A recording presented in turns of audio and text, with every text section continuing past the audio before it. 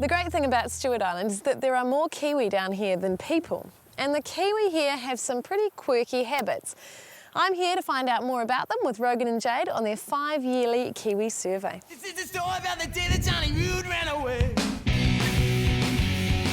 Well, he didn't want to leave, but he didn't want to stay. Go ahead.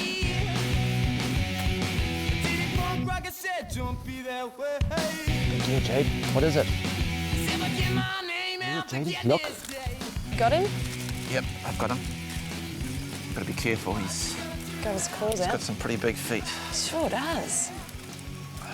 He's a magnificent bird. He's only a young bird though, but in How spite young? of the size.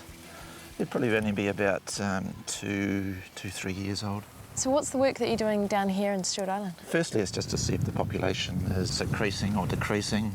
This work's showing that they're holding their own. These territories have been remarkably stable for 20 years. So why is it that they do so well down here?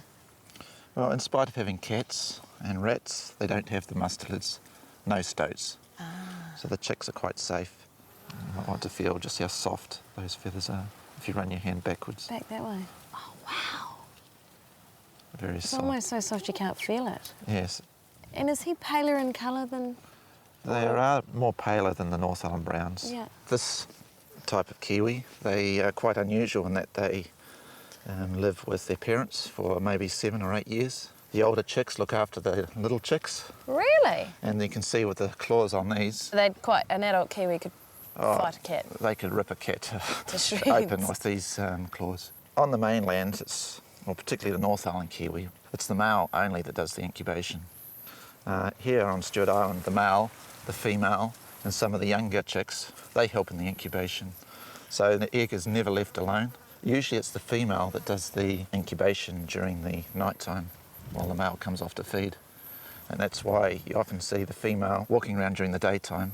What are they eating in this area? In the sand dunes, they'll be eating sand scarabs. They're quite a big beetle.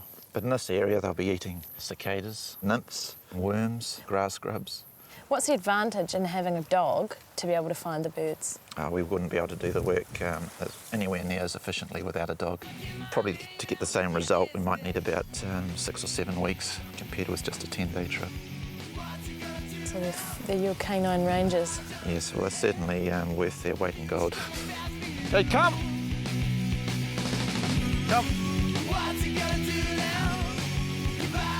So I'm going to take this bird's transmitter off. We've found its parents, and we're going to let it carry on for the next 5 years undisturbed.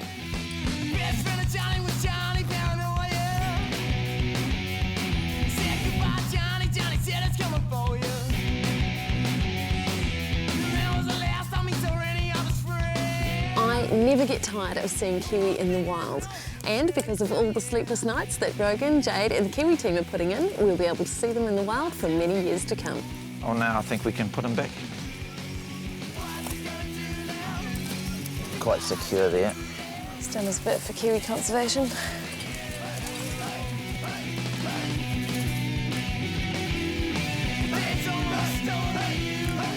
Good girl, good girl.